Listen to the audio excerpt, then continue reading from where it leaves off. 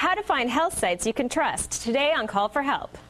I hope these people can help me with my computer.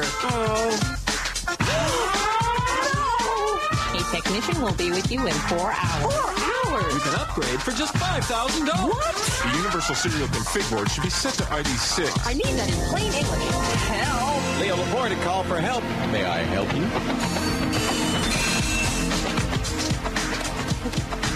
Hey, welcome to Call for Help. Leo Laporte here. So good to have you. Thank you for joining us. This is the show where we help you with your personal technology, your personal confusers, which certainly need help. Gosh knows, but also PDAs, cell phones, anything with a chip in it. My helpettes are here, ladies and gentlemen. Ike has his Ikeettes. Leo has his helpettes. With a Leoette? Yeah. Oh, my God. No, all right. It's okay for me, I guess. Amber MacArthur and Andy Walker. And Andy, I like that shirt. That is a wild, wild shirt. I'm glad I didn't wear a wild one today. I got this at Walmart in Kauai, in Hawaii. Oh, nice. Yeah. So it's a Hawaiian shirt. Yeah, I got off the plane and I said, where'd I get a Hawaiian shirt? And they said, go to Walmart. Walmart's the best. So I did. What do you got here? What is all this? Gadgets to clean your computer.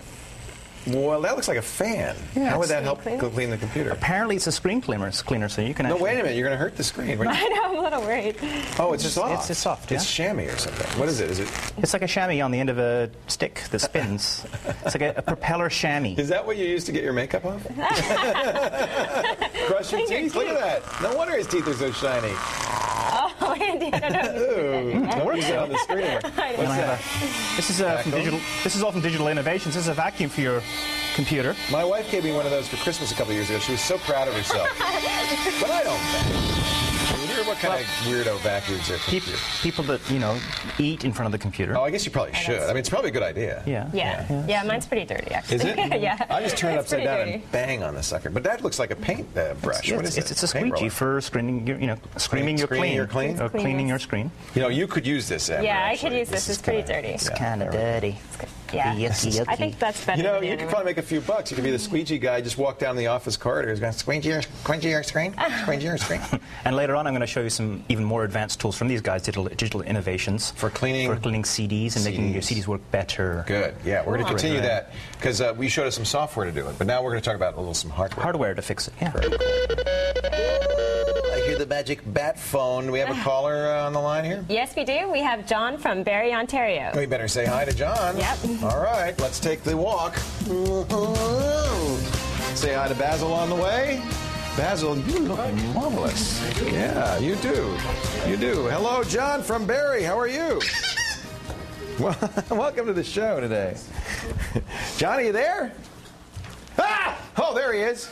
I see him. Can he hear me? Oh, John! Look at, he's so impassive sitting there. Look at him. He doesn't know. John! Okay. Hello! Is there something we're doing wrong, Mikey? Mikey, John can't hear me. Hey, John! Maybe he turned on his speaker. This is kind of fun. Do anybody got a magic marker? I could put a little hair on. There he is. Oh, hey, John, pick up the phone. Hey, he's so close to picking up the phone. John! I think the problem is he's got the phone down because he's not hearing unless he has the phone up, right? There we go. There he is. Oh, John, we had so much fun with you and your head. Are you there? Yeah, I'm here. Are you? Thank goodness. There you go. Oh, whew. Yeah, what can we do? You'll just have to wait till you see the show. What can we do for you, John? Well, first of all, I just wanted to say I'm a big fan and great to have you back on TV. It's great. You won't say that after you see the show, but okay. Yeah, whatever. No, I'm just teasing. Well, it's great to be back on TV. I love doing this show, and it's, you know what? This is, don't tell the guys down south, but this is more fun. Aren't Andy and Amber and Monica great? Mm-hmm. I have just a wonderful people I work with. with. It's a very informative show. It's helped me out a lot since the first time I started watching it a couple of years ago. Thank you, John. And we didn't have Basil then. That's why. It's gotten better. Yeah. What can I do for you today? I'm having a little problem with my kid's computer. It's an older system. Okay. It's a Celeron 733, which they just use for homework help and surfing the net. Okay. It started hanging on me, freezing up, and rebooting itself. Oh. How often? I'm running Windows XP Home Edition on it. How often does it do that? Every time I try to restart now. And how long before it reboots? About a minute, 2 minutes? I'd say about 3 minutes. Yep. What I tried doing was opening up the case and cleaning it out. Nope. And you have a virus, my friend. It helps friend. in the fact that it doesn't hang anymore. Nope, you have a virus. Okay. You have Sasser. Well, I'm running Semantics Norton's antivirus in there. Is it up to date? And it was up to date, yeah. But now I can't even get anything running because the system just keeps rebooting itself every time it reaches. That's a symptom of Sasser. Let me just tell you what. Here's something to try. Okay. Okay. Sasser is a network worm which you get without doing anything. In fact, literally not doing anything, including running Windows Update and running a firewall. If you have a firewall or if you have Windows Update, you can't get Sasser. Okay. But on an older computer, maybe you didn't run Windows Update lately. I'll tell you, if you take a computer that you just buy in the store today and you put it online, you will have Sasser within 1 minute. And the chief symptom of Sasser is it shuts down. It boots up, shuts down, boots up. So the way to stop that is to click the start key and then hit run. You got that? And you type shutdown /A. And /A. Yeah, what that does is it shuts down the virus. It actually takes it out of memory, and it means the rebooting will stop. Now, if that does it, then that is a sure sign you have Sasser. Okay. And at that point, it's simple enough. You go to if you go to sarc.com or any of the antivirus sites. This worm is so prevalent now that all these sites have free removal tools right on the front page. So if you go to sarc.com. Well, my new computer is running AVG. Good. Yeah, AVG is a free one. And it picked it up after I first was up and running with it, that I did get hit with the Sasser. Yeah, doesn't take long. It got rid of it quickly. I'm just thinking maybe that Norton isn't seeing it. Well, you can't tell now because you can't even run the darn thing. No, I can't even get into it. I've tried rebooting it in safe mode, nothing. No, I think it's Sasser. It just keeps rebooting over and over again. So here we go, Sasser worm, and there are now up to G variants. Actually, if you download the first one, it'll remove them all, I believe. But anyway, that's the removal tool from Sarc. So the first thing is to let's see if you've got it. And if you do, then that's a simple thing to get rid of. Andy, you wanted to say something on that? Yeah, hit Control-Alt-Delete, go into the Windows processes and look for LSAS, L-S-A-S. That's another way to do it. But there's a legitimate Windows process called LSAS, L-S-A-S-S.exe. That's legit. Don't get rid of that one. But get rid of LSAS, single S on the end, .exe, and just say end or terminate the process. That'll kill the virus out of memory. Then you got to go clean it. But same thing as shutdown A does. So there's two different ways to do the same thing. Now, if it's not that, it could. I mean, it is conceivable you have a hardware issue or whatever. But that's just. I mean, I'll tell you what. Given the prevalence of Sasser right now, that really sounds like what it is. So try that. If it's not, you've cleaned out. That's good. It could be just. I don't know. Well, like I said, I assumed because of the dust buildup, which I was surprised there was in there, because I'm running two fans, one on the front of the case and one on the back of the case. Sure, you're sucking the dog hair in and you're not blowing it out. That's exactly what happens. That's normal, though. I cleaned it all out and then rebooted it, and it was fine. It wasn't hanging anymore, but now it just kept rebooting itself. Yeah. Rebooting like that usually means that if it's not a worm, that there's a serious program failure that's so bad, it crashes so bad it reboots XP. It takes something pretty bad to do that. I'm almost positive you have Sasser. Yeah. Okay. Try this and see if it works. Yeah. If not, then you want to start looking at your drivers, because XP, because it has protected memory, cannot be crashed by just any old program. It has to be a driver, something with what they call ring zero access to the key part of memory. Okay. That's the only way you could get that kind of serious reboot. So I'd look at the video driver first. That's almost always the problem. And if not, then look at some of the other drivers and see if you can update them. If it doesn't work, I'm coming down there looking for you. Oh, you will after this show. Hey, thank you for the call, John. Thank you very much, Leo. Keep up the good work. We appreciate it. Well, it's my pleasure. It's so good to talk to you. Thanks for watching. Take care. Bye-bye. Nice guy. And I think that's what he's got. I tell you, I'm seeing that more and more. I get that call on the radio show almost every single day. The TV show, we're going to start seeing it a lot more because this worm is everywhere. It's floating through cyberspace all the time. And doesn't Blaster have a similar behavior as well? Same exact thing. And and there are other variants now taking advantage of this XML RPC, or not XML, but RPC exploit. Yeah. If you run Windows Update, it will patch it. If you've got Service Pack 2, it'll patch it. If you turn on the Windows Firewall, it will patch it. Very simple thing to do. If you want to turn on the Windows Firewall, just open your connections and right-click on the connection you use to get online, select Properties, click the Advanced tab, and check this box. It says Protect My Computer. The main thing that's going to do is going to stop MS Blast, and it's going to stop Sasser. And if you don't have that, and you haven't updated your system, I don't care if you have an antivirus. The antivirus doesn't stop it. You will get Sasser literally within a minute. Hey, thanks for the call. I really appreciate it, John. Take care. Coming up after the break, Andy shows us how to repair and clean a CDR or DVD with one of those little things. We're not talking no soft cloth either. No, this is it's got a motor. Stay right here.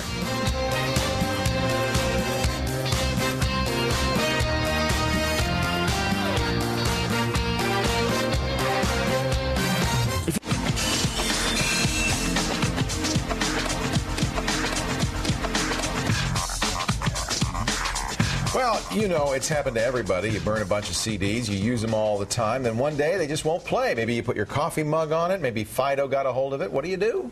And he's here to show us CD cleaning gadgets. And you got a bunch of them here. Well, I guess you could start with the... Well, wait a minute. Now, this is for screen cleaning, right? This clear screen? Yeah, clear screen. But it's also a wonderful disc cleaner as well, because not only does it clean the disc, the surface, but it also puts the lubricant on it. Oh, all right. Yeah, because I use this all the time on my laptop screen. I love this stuff. Yeah. All right, so why lubricant? Why would that help? Well, because you've got a disc spinning, and you've got a head, so you basically want easy motion and that sort of thing. Clean and smooth. Now that so any disc cleaner or screen cleaner would probably do a good job. Yeah, and if you can't get your hands on that, then you can the old palm olive. You're soaking in it. So I actually do that. Any kind of mild dish soap. Don't use an abrasive brush or anything like that. No sandpaper. I just use my fingers and I clean. I often will do that. That gets the peanut butter off. Good idea. Do you have a problem with peanut butter in your house on CDs? I have considerable. Well, if you have children, you have problems with peanut butter, believe me. So these are the kind of household remedies, but you can also go out and buy something, right? Right. So you got power tools for cleaning and for eliminating scratches. Now, basic cleaning is not going to get rid of scratches. It'll cause a problem. Right. But there are unless you use toothpaste. Does toothpaste work? Yeah, well, I've never tried Minty. it. But minty fresh, and that's the best part. No, because it's slightly abrasive, so if you have fine lines, sometimes... I mean, that's all these things do is they abrade out the fine lines. That's right. Because there's, if you understand how a CD works, it's a sandwich of polycarbonate plastic with a reflective layer and on a CDR some dye. So all you're doing, if these scratches don't go too deep, is if you buff out the polycarbonate, you can buff out the scratch. So that's why if you use some mildly abrasive toothpaste, that might work. Yes. Of course, it might add more scratches and not solve this the problem. This is true. I mean, on CDs, very sensitive on the top side too, right? You really don't want to mess up that part. You don't want to do. That's actually where the once the reflective layer is gone, that CD will never come back. This is only for fine scratches. Right. Okay. And this is basic cleaning. So I mean, you could put that. But I have a device here again from Digital Innovations. Look at that. That will actually. I like that actually. Look at that. That's pretty cool. Can you get a shot of that? So it's as soon as you put the CD in. Here we go. Basil's got the shot. And what is it doing? Is it buffing it? It's just buffing. There's just a buffer, like a chamois in there. In fact, we can actually take it out. And it has a little juice that you put on there? Yeah, you put a little bit of solution that comes with it. So this is not polishing. This is merely cleaning. No. So this isn't going to be any better than you could do with palm olive. No, it's just cleaning. Okay. But you're talking about cool. They could have abrasive devices. Yeah. I have power tools. This looks like a circular saw. What is this here? So this is actually a bit of a sander. It will actually sand down the surface like you were talking about. So we're going to take a scratch CD here. Oops. All right. Where are we going here? Where's the camera? Okay. There's the camera. There's the camera. Yeah. Okay. And I'm going to put it into the little carousel. You put it in this gear here. Okay. So you pop it in there. All right. Is that the right way, or should you do it the other way? No, that's the right way. Oh, sorry. It is the other way. Because you want to polish the other side. Yeah. This is called the Skip Doctor. Skip Doctor. Yeah. So then we're going to slip it in there. Oh. So like a Tim Allen thing. It sure does. You turn it on. Actually, I should lube it a bit. Yeah, I think so. And we all went lubricant. And then... So look at that. It's actually sanding the surface. But it's doing it radially, like you would wax a car, in a circular motion. That's right. So that it doesn't. Actually looks pretty good. Actually looks like you've improved it. Yeah, yeah. So this is actually really good for if you're a Netflix subscriber or in Canada Zip.ca subscriber, and you get. Oh, I just send them back. I said this thing's scratched. Andy scratched it. But if you're desperate to see that, it's Friday Night. Andy Walker. That's right. Care of. Anyway. Callforhelptv.com. Now. All right, let me ask you. Have you tried these? Yes. They work? Yes, I had an earlier model of this, and a friend of mine had a dog who chewed his audio CDs, and he fixed about, I don't know, a third of them, a half of them, something like that. Great. So better than losing all your connection. Yeah, that's great. So this can work, unless your CD looks like this. Yes. That's not used to Mind you, DVDs tend to get scratched a lot less than CDs because they have two layers. They have a plastic layer on top, then the storage media, and then another plastic layer. So they're a little bit more protected. More protective, whereas these guys are plastic layer, the metal, and then the label. Right. So you find your CDs are a lot more vulnerable than your DVDs. That's interesting. I didn't know that. That's very interesting, yeah. That's courtesy of Mikey, and the Mikey tip of the day. Mikey knows all that stuff. That's why he writes our quiz questions. We're going to take more of your calls in just a few minutes, but first, let's test your tech knowledge with the Mikey question of the day. Question of the day, that's right. And here it is, ladies and gentlemen. What is hexadecimal? Is it a base 16 number system, a base 8 number system, a base 6 number system, a kind of a metric monkey wrench? Get to the website, give us the answer, we'll talk about it. And Call for Help continues. Where are you going? I was going to make espresso.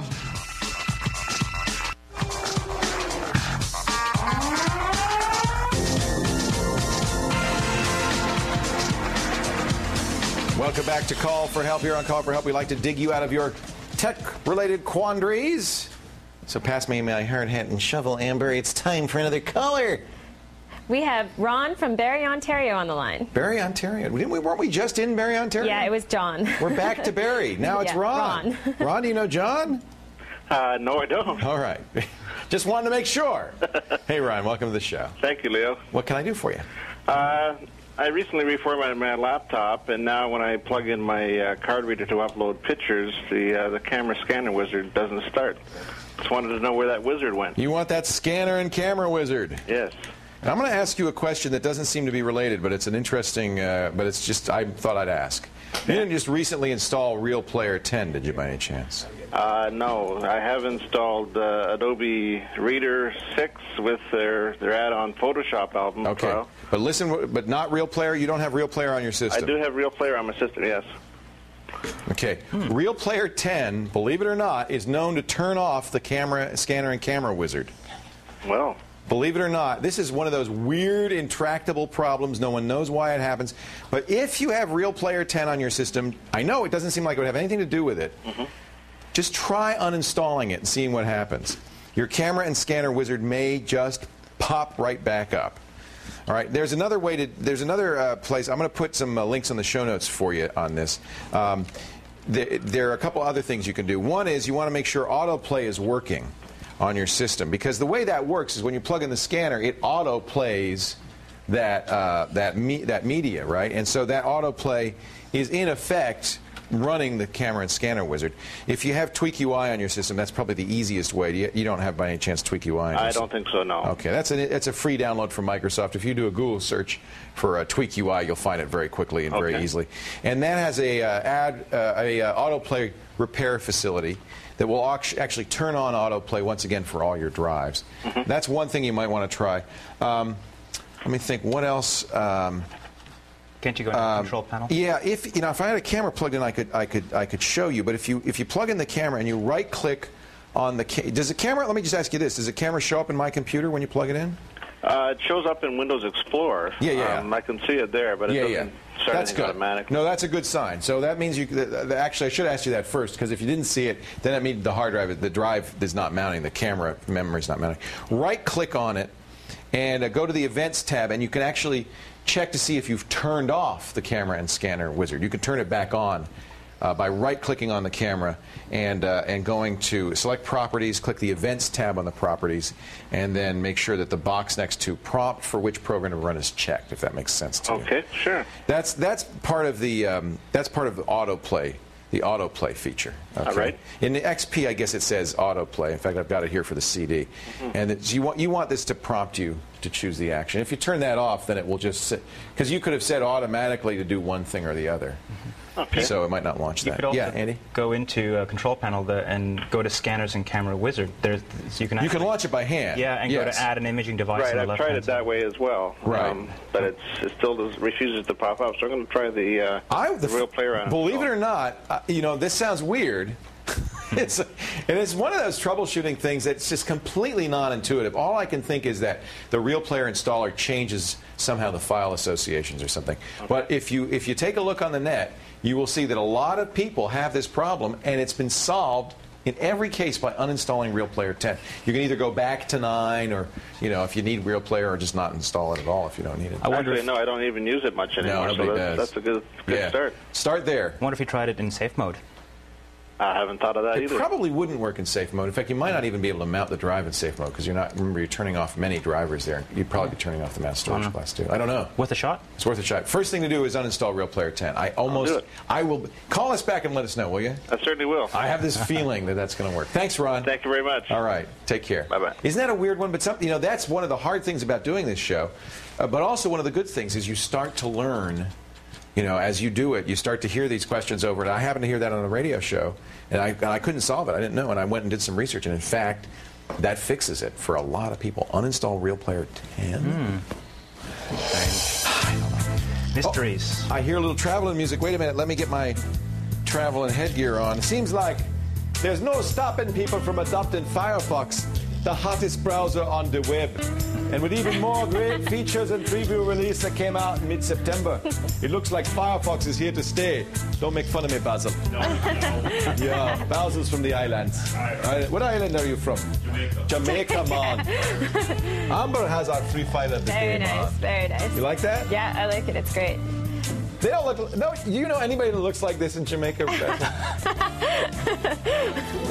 Tourists. I like it. It's very cool. So we're going to do some Firefox, and PR1 is out now. It's the official Firefox. Yeah, it came out on September 10th. Yeah. And they were trying to get 1 million downloads by September 24th. Yeah. And they actually got 2 million downloads, so it's pretty happy. I take some credit for that. You know what? My dad is really into Firefox now. Yeah. Really? And how did you get the idea?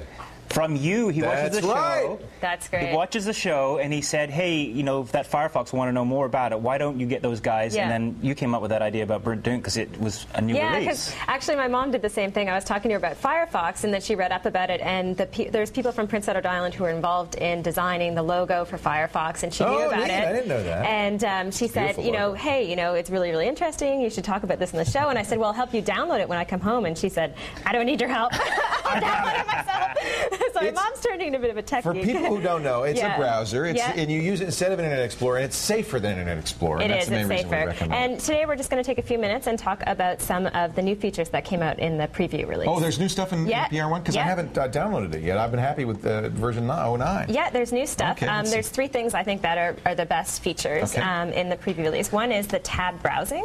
Yeah, I love the tab browsing. Now, that's been in all versions of Firefox all along. I mean, I love tab browsing. Yeah, the tab browsing is great. I use that. Oh, wait a minute, I got to push the button. I'm sorry. Here, my hair must have hit the button. All right, let's see. Oh, you know what? I think it's not connected. There. No, that's not it. Is it connected right? All right. Should be. Come here, Mikey. Come here, Mikey. What's going on, Mikey? We don't see a signal coming out of it. Oh, how's that? Is that better? No. No. No. It's just an excuse to get Mikey on camera. Mikey, you should wear this hat from now on. I want you to wear the hat. Okay. See, play with it a little bit. So is this switch right and everything? Yeah, it seems to be okay. We're not seeing it.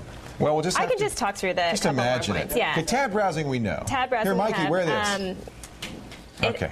It has a better pop-up blocker. We got it now. Okay, good. Okay. Okay, we're all set. There we go. And my favorite feature, actually, which is I think worth the download, is the Find toolbar at the bottom. So. I need that. That must be new. I don't remember that. This is new. This is definitely new. So that's at the go. If you could scroll down, no, to the left there. Yep. We're seeing the wireless networking thing. We want to see over to the left there. Yeah. There it is. This is new. Right here. This is a new feature, and I actually think this is the best feature with this release version because it allows you to go and just look on the page for anything. I use Control F all the time. I find stuff on the page all the time. But this will make it a little bit easier. Exactly. And the nice thing you can do is find next, find previous, and then you can highlight all of those terms on the page. So it'll show up red on the page. Yeah. So if you were to look on, you could highlight Firefox on the page, so you can find keywords. That's great. So it's really easy. And they also have the RSS feed, which is a feed that allows you to get live bookmarks updated. So if you go to my website, I have links because I have RSS feeds for all my different blogs. Yeah. And all you have to do now in Firefox is click the link. On it, exactly. And it automatically adds it. Which is exactly. Really nice. It's really neat. I only have one complaint, which is about their bookmarking. It says it has better bookmarking, but I find it a little more complicated, actually. I kind of agree with you. Yeah, that's the only downside of the whole download. But everything else is pretty good, actually. Firefox PR1, which means it's still not the release version. It's a preview of it. Yeah, it's a preview of it, and they're coming out with the actual version later in the fall, is all they've said so far. Yeah. Well, I think it's been pretty stable for some time. Yeah, it's great. It's great. It's a great browser. 2 million downloads in 10 days. I know. That it's fantastic. All right. Thank you, Amber. If you want a link, of course, check the show notes. Callforhelptv.com. All our free files of the day are there for a foxy browser, Firefox. Don't move a foxy muscle. We'll be right back.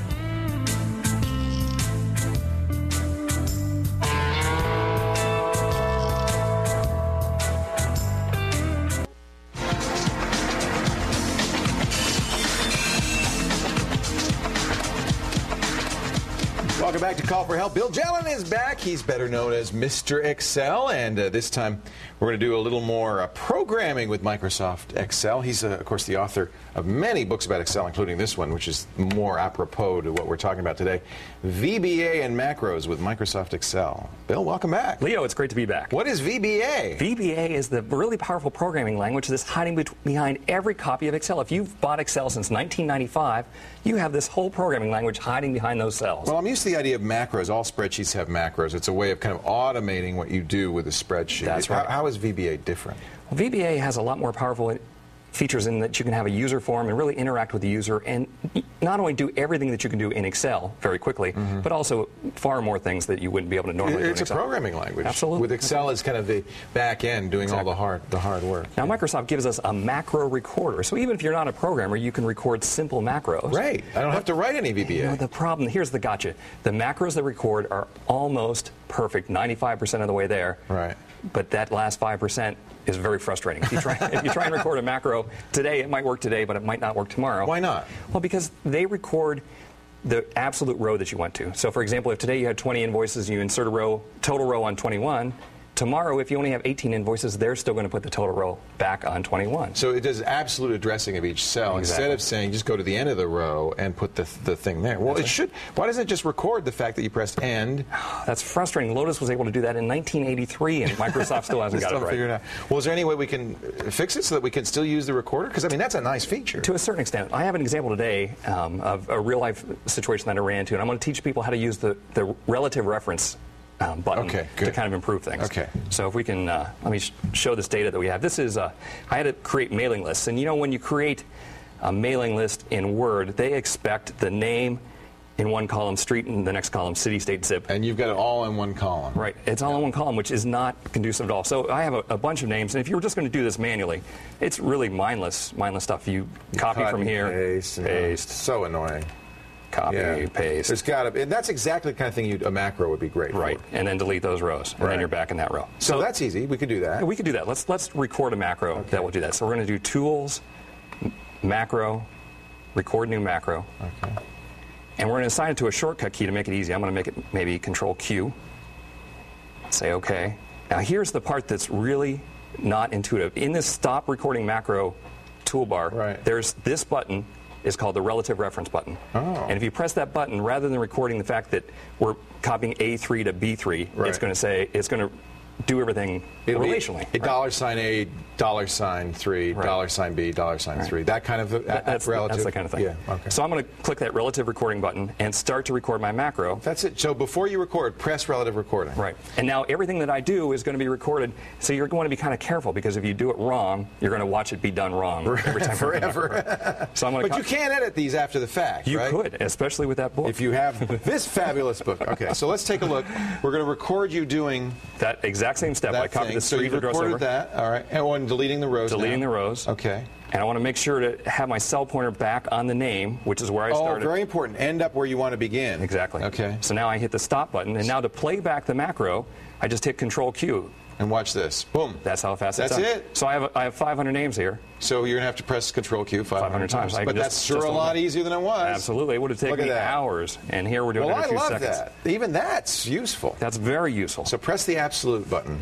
Relative button. Relative. What would have happened if we'd done it absolutely? It would have, every time, it would have copied whatever was in cell B3 to C3. The same thing over and over again. We've been working on the same label continuously. Oh, interesting. Okay. And that really would have messed up data, obviously. Yeah.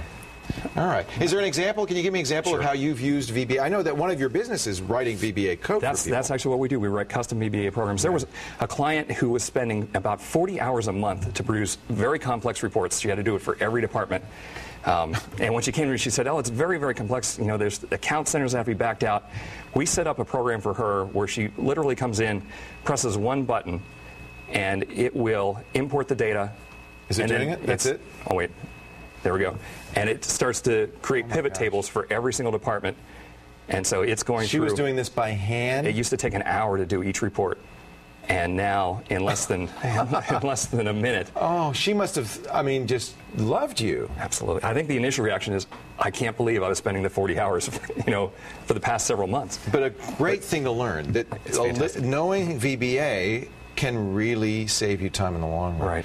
Well, that's always a question in my mind. I will sometimes write a program to do something repetitive, and I always have to say, well, how long is it going to take me to do this versus how long is it going to take me to write the program? Is it going to be worth writing the program? Again, if you had 6 or 7 names, you'd probably just cut and paste. But as soon as you have 5,000 names or something like that, you're forced. It suddenly becomes a good idea. You're forced over the line. So, do you recommend that people learn VBA so that they can go into their macros and enhance them and add them? Is that a good way to start? Yeah, the great technique is to record the macro, and then if you know the 2 or 3 things that you need to change to make it really useful, then you're all set. It kind of gives you a framework. And when coming from Lotus to Excel back in the mid-90s, I had to climb up this curve. I remember how frustrating it was. The macro recorder didn't work, and you would just curse Microsoft. But VBA, in the long run, is a really amazing thing. It is Visual Basic built into all of the Office applications is really a valuable tool. Yeah. The book, VBA and Macros for Microsoft Excel. Of course, Mr. Excel himself, Bill Jelen, is on the web at MrExcel.com. Correct. That's where you can hire him to do your VBA programming if you don't want to do it yourself. And you can get this tip and all of our other great Office tips online at callforhelptv.com. Thanks, Bill. Fantastic. Have a safe trip back to Cleveland. Thanks, Leo. Great to be here. He's going to run out of here. He's got to get through customs. Good luck. We'll be right back with more colleagues after this. Stay right here.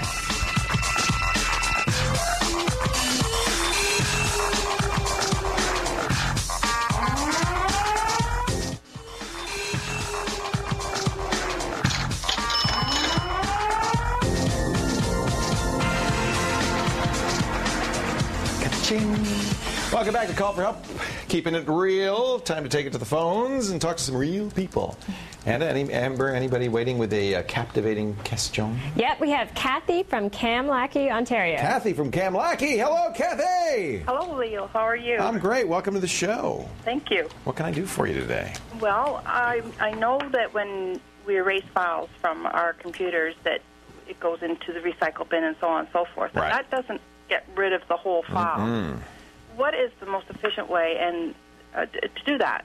That's a great question. I'm glad you're asking. I think a lot of people think, well, I just drag the file over here to the recycle bin, and it's in the recycle bin, and then, of course, it's in the recycle bin now, but I can still see it, so if I want to get rid of it, well, I just right-click on the recycle bin, and I say empty recycle bin, and that gets rid of all the items in the recycle bin, and now they're gone forever, right? Well, no. In fact, it doesn't. All it does is it releases that space so another file can write it, but it doesn't actually delete the contents of the space. So I can actually very easily, with an unerased tool, go back and recover the files I just emptied, I just threw out. So what we have to do in order to erase it is we have to overwrite it. We have to put something else on top of that. And there are a number of programs that'll do this. They're sometimes called shredders or secure delete or complete delete, that kind of thing. I've recommended one for years called Eraser. It's a free program. I have a new free one that I like a lot. I put a link in the show notes. It's called True Delete. It actually comes from the folks at VIA Technologies, and they wrote it to show off their chips capabilities. They have a random number generator in the VIA chips that True Delete uses to write random data, but the truth is it doesn't have to be random data. Ones and zeros are just as good. So, you can still use this without the random number generator. And you see, here's the program running. I'll click on the drive I want to erase, or I can enter the drive and I can pick files. But this is, and I can wipe it and it will be completely gone. It'll be completely gone. You can even do the whole partition. Now be careful, because if you use this and it's gone, don't expect to ever get it back. Okay. But are you giving away a computer or selling it, or? No. The reason being is because sometimes I end up getting stuff on my computer that I just don't want. Oh, I don't blame you. From the internet and so on.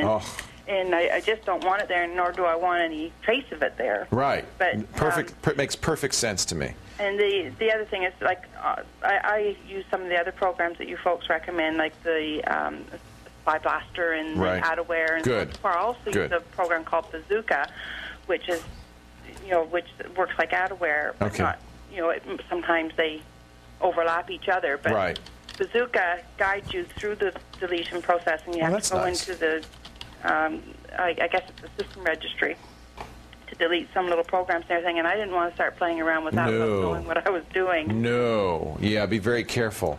That's why I recommend Spybot and Adaware, because they really are. They're really pretty safe. Yes. Yeah. Yes, I just love them, and I'm also using Firefox now, thanks to you. Wow, Kathy, we love you. That's great. You. There's a happy customer. I also have my brother in Calgary and my nephew, who's a real techie. Yeah. I mean, he writes programs for some of the big corporations out in Alberta. Yeah. And he uses a lot of those programs that he already knew about them, of course. Yes. All us geeks know about these things. Yes. Yes.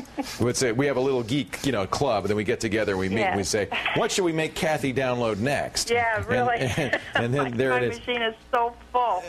Here's Eraser, and this is also a free program, and it does the same thing. And you can even do it now.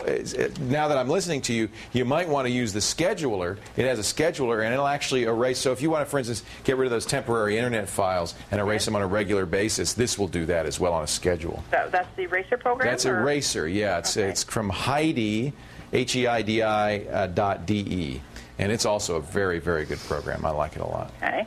That's super. Thank you for calling, Kathy. Thank you. Can I say quickly hello to my brothers who are listening? Yes. Okay. Hi, Len. Hi, Jerry. Hi, Jackie. Hey, guys. You're big geeks. Hi, Kevin, Trish, Sarah. How many brothers do you have? That's all my family. How big is your family? That's not everybody. I'm sure I've missed somebody. Hello to those I've missed. It's like the Academy Awards. They're going to start playing music on a minute. I'd like to thank. I'd like to thank you, Kathy. Thank you, Leo. Take care. It's great to talk to you. Amber's Alerts are coming up next. Before we go to commercial, one more chance to take our high-tech. Isn't that great? I love the high-tech quiz. Today's question, what's hexadecimal? Base 16, base 8, base 6, or some sort of metric monkey wrench? Get to the website. Give us the answer. We'll talk about what Call for Help continues.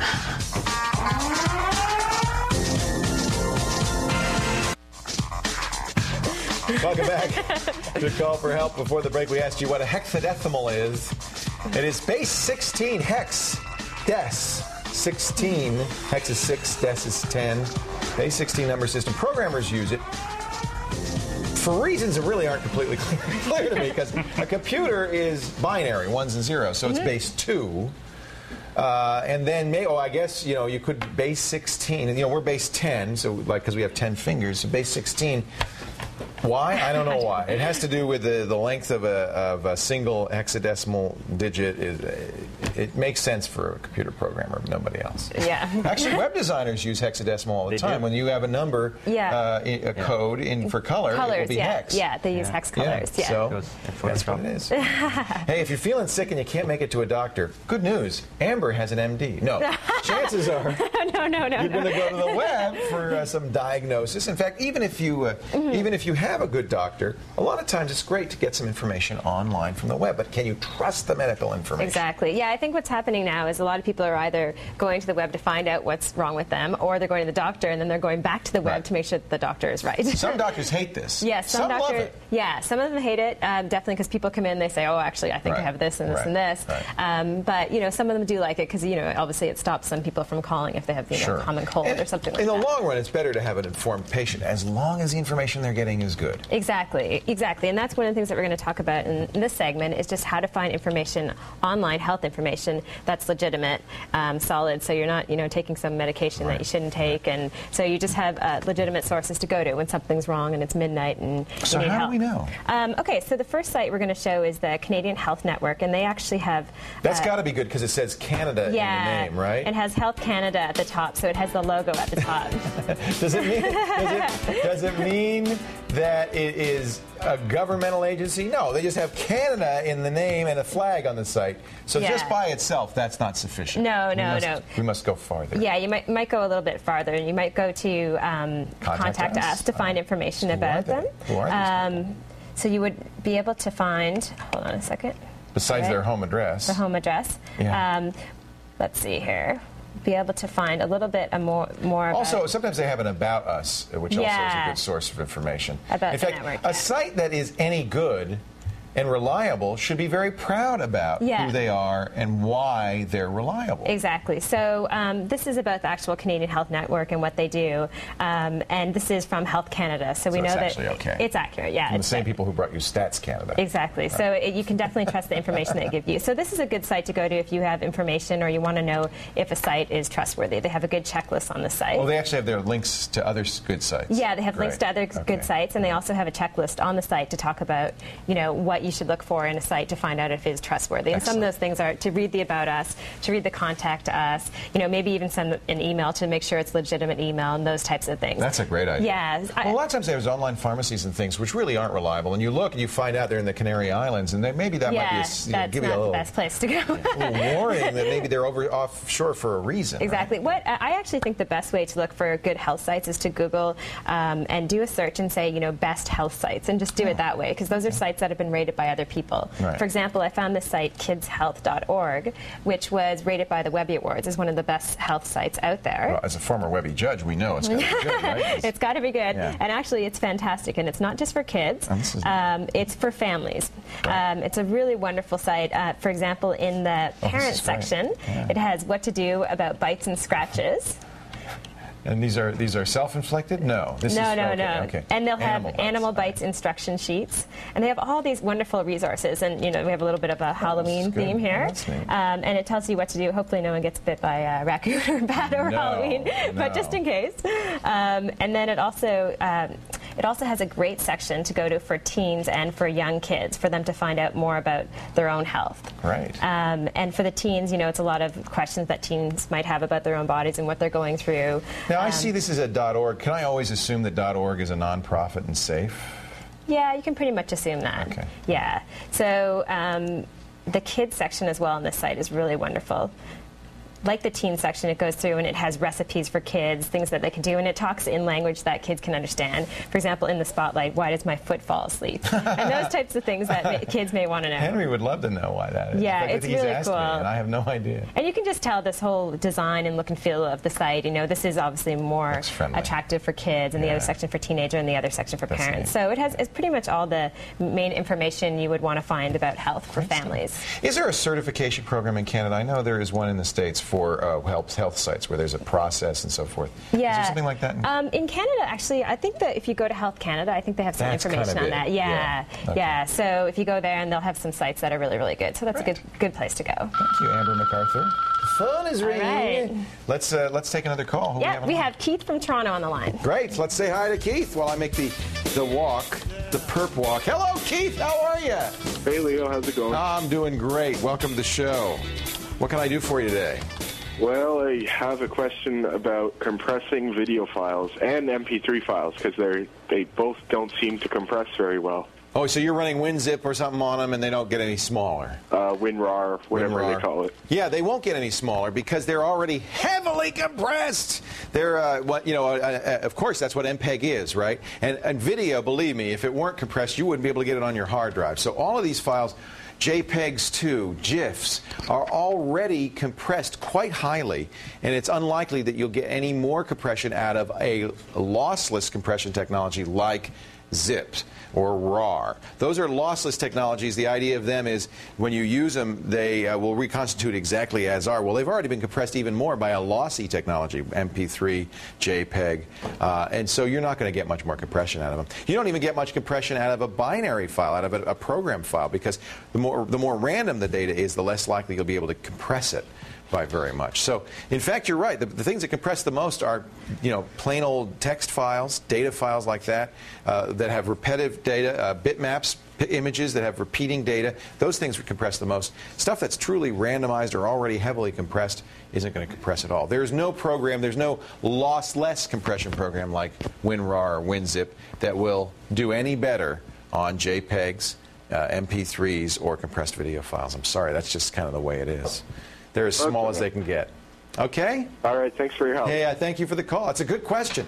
And it really has understanding that there's lossy and lossless. A lossless compression technology, you don't take any data out of that file. Lossy, which is how we usually compress real-world data like music and video, you actually are taking some data out, just enough data so that it still looks the same or sounds the same.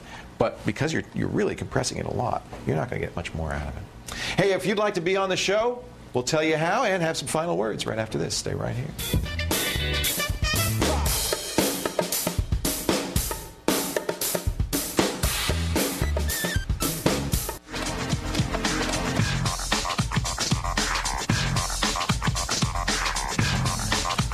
Oh, sorry. We're looking up athletes' feet. Well, welcome back to... No, we're not. Welcome back to Call for Help. Although you've been doing a lot of running lately, don't forget to check out our contest online at callforhelptv.com. We love cool prizes, I know, and we're giving some great ones away. Visit our website for details about how you can win some great stuff. Maybe we'll be giving one of these away. Isn't this a fabulous book? Don't forget, you don't have to wait till you win one. Run to the store and buy one. What a great holiday gift this would make. I hope I win one. You could. Can I win one? Leo Laporte's 2005 Gadget Guide. I'm just plugging my book. Out from Q. Better bookstores everywhere. Yeah. Great. Now, we were talking about the .org thing, and I was asking Andy, anybody can register .org. I mean, it used to mean traditionally that it was a nonprofit, but it doesn't have to be. Yeah, you don't have to show your nonprofit card or anything like that. I think you can just go out and do it. There are a few that you have, like .gov. At least in the U.S., you have to be a governmental agency. And .edu too? I don't know about .edu. I don't know. It'd be interesting. I'll look into it. And how can you trust those domains? Or not? I know .gov you can. .mil in the U.S., which is the U.S. military, you can trust. That's definitely the U.S. military. They're not going to let anybody else register a domain by that name. Yeah, it's worth looking into for sure. .ca it definitely comes from Canada. Although, there was discussion that some of the Californians were registering .ca. .ca, yeah. OrangeCounty.ca, right? Yeah, you just don't know, I guess. I was saying how good this kid's health looks, and the only thing that worries me about kids, something that looks this good, is I go, well, where'd that money come from? Who's, is there some big company behind this? Is this a toothpaste company? It doesn't look like it, though. The Children's Health Media Nemours Foundation. They just did it's a foundation. Yeah. That's where they get their money. Yeah. Hey, we're out of time, but there is something I want to tell each and every one of you. We'd love to have you on the show. If you've got a question for us, you can email us directly, leo@callforhelptv.com, amber@callforhelptv.com. Funny guy with the marshmallows at callforhelptv.com. Or you can go to our website, callforhelptv.com, and fill out that form. However you do it, let us know what you want to know, and we'll get you on the show. Have a great day. I'm Leo Laporte. Remember, if you've got a problem with your personal confuser, don't whine, don't moan, don't yell. Just call for help. See you.